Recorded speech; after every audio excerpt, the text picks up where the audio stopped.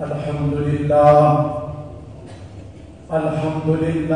حملني على مدح الأكابر والأماثل، وأشكر لله الذي أرسله لإظهار حقه في العوالم، والصلاة والسلام على رسول الملاحم وعلى آله وأصحابه الذين بلغوا الإسلام في المشارق والمغارب. أما بعد، فأعوذ بالله من الشيطان الرجيم. بسم الله الرحمن الرحيم. إنما يخشى الله من عباده العلماء. وقال النبي صلى الله عليه وسلم: العلماء ورثة الأنبياء. صدق الله العظيم وصدق رسوله النبي الكريم. میرے واجب القدر حضرات، اساتذہ کرام، منصفین گرامی اور محترم سامعین، آج میں آپ حضرات کے سامنے جس موضوع کا سہارا لے کر حاضر ہوا ہوں وہ ہے علماء دیوبند کی خدمات۔ صدر ذی الوقار 3 مئی 1866 میں گلشن امداد کے شجر قاسمی نے سرزمین دیوبند میں جڑیں پکڑی تو اجتماع محمودین سے تعلیم و تعلم کا وہ مینارہ روشن ہوا جس نے بڑے صغیر بلکہ پورے عالم کو بقع نور بنا دیا۔ جہالت کی تاریکیوں کے چٹنے کے ساتھ ساتھ بزدلی اور مدہوشی کے پہاڑ بھی ریزہ ریزہ ہو گئے۔ جہاد کے وہ باغ کھلے جو جاہدوا فی اللہ حق جہاد کے عین مطابق تھے۔ مجاہدانہ انداز میں کفر پر ایسی الغار کی گئی کہ کفر فبہت الذی کفر کے مصداق بن کر رہ گیا۔ اس مرکز علم و عمل نے ایشیا میں ایسے ستون جنم دیے کہ جن کی للکار سے برطانوی سلطنت کا چراغ ہمیشہ کے لیے گل ہو گیا۔ عزیزان من، میرے قاسم کو دیکھو جس کی سفل شدہ تلوار کے چمکارے نے علاقہ شاملی میں گوروں کو مغلوب کر ڈالا۔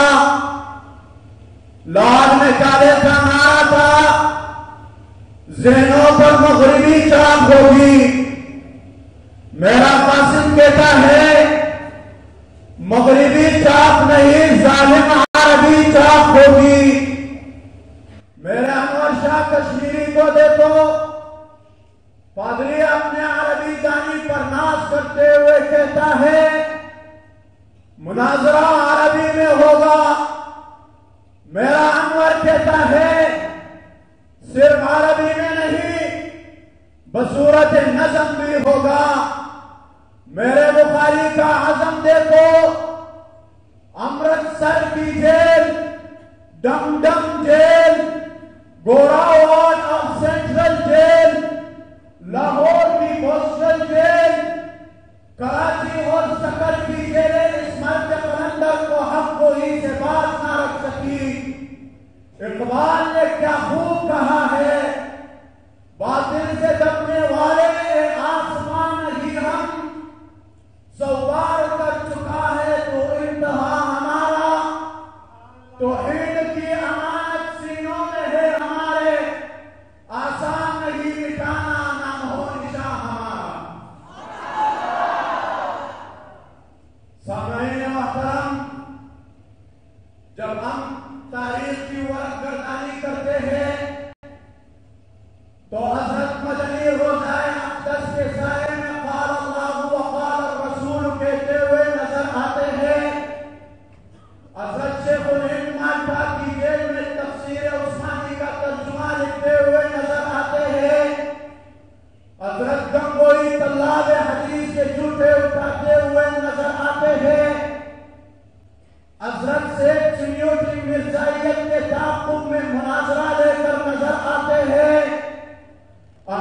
سب در اکاڑوی فرق باطلہ کے ساتھ بسر پہ کار نظر آتے ہیں، اور طالبان عالمان سید احمد کی شہادت میں، حضرت یعقوب علیہ الرحمت کی ریاست میں، امیر شریعت عطا اللہ شاہ بخاری کی خطابت میں، مفکر اسلام مفتی محمود کی سیاست میں، علامہ خالد محمود کی عدالت میں، مفتی تقی عثمانی کی وکالت میں، شاہ اسماعیل شہید کی تردید میں، مولانا الیاس کی تبلیغ میں، حکیم الامت اشرف علی تھانوی کی تصنیف میں، علامہ فاروقی شہید کی تاریخ میں، امداد اللہ مہاجر مکی کی امداد میں، مولانا انور شاہ کشمیری کے انوار میں، قاریۃ الرحیم کی تلاوت میں،